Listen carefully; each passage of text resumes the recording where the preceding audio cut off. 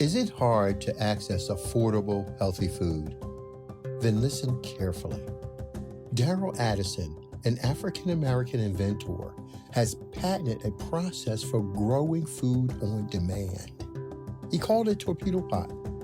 Torpedo Pot is a fully automated flower pot that gives you control over your plant's environment. All you do is add soil, seeds, and plants to the flower pot and watch it grow. Yes, Torpedo Pot grows the rest.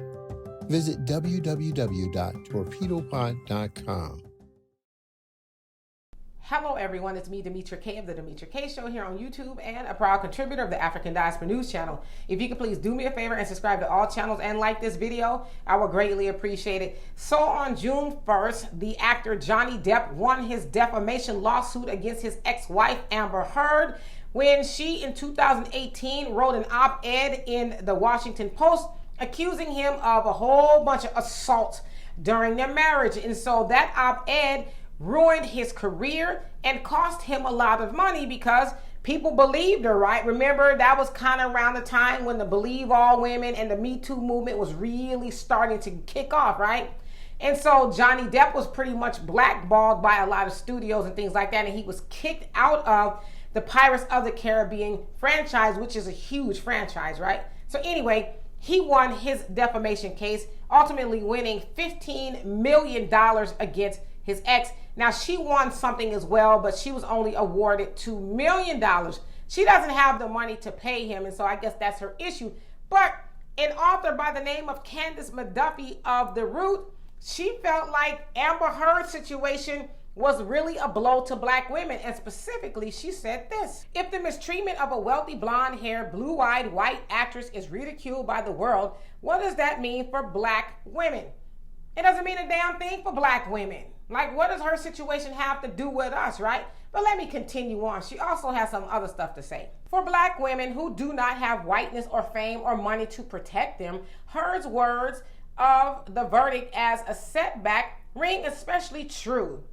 Whether you believe her or not, the way the world treated Heard was downright cruel and uncalled for. Not only were her bruises placed under a microscope for forensic experts during the trial, social media joined in on the skepticism. Well, if you watch any other trial or followed it online, I mean, Johnny Depp's team did a mastery job of destroying any credibility that woman had, that woman being his ex. I mean, there was so many people, like her friends and co-workers, all kind of people said, yeah, I never saw him do any of that to her. In fact, I saw her do things to him, like put her hands on him and even did some really disgusting in his bed. Y'all go look it up. I ain't gonna tell you what it was.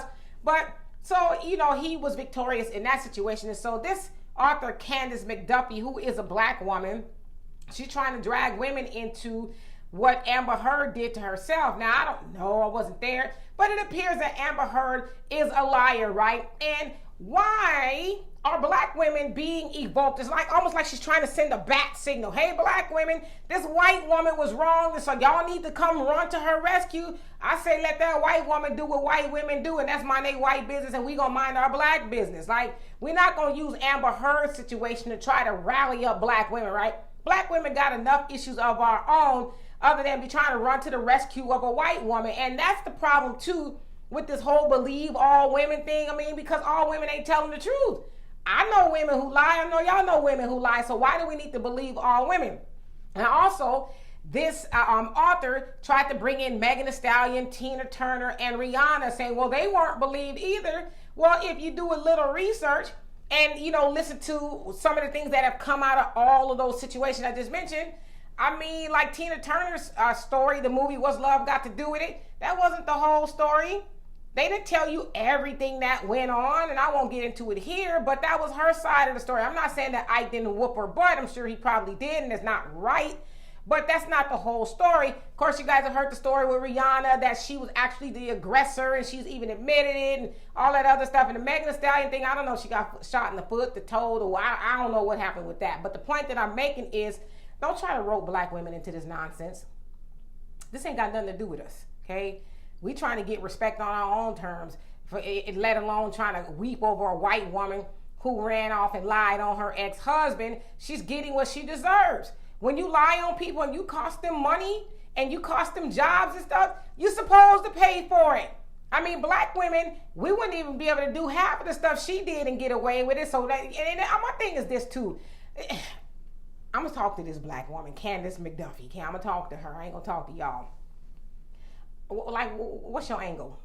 Is Amber Heard paying you to, try to get black women riled up over what's going on with her? Like, you don't have other stuff you can write about as far as black women? We don't give a damn about what that white woman is going through. I mean, I know that sounds kind of cold, but we really just don't. You know what I mean? So anyway, that ass whooping is for Amber Heard to have and her to have alone. We gonna sit back and just mind our black business. So anyway, y'all, for more insightful commentary, please subscribe to this channel and my channel, The Demetra Kaye Show, here on YouTube. Peace. Living in America as a black person, you recognize there is one set of laws for you and one set of laws for those, especially in the white community. In our book, Passive Aggressive Racism in the System of White Supremacy, I take you through times in my life when I first started noticing white supremacy. We teach you how to recognize it, identify it, and also counter it in our book.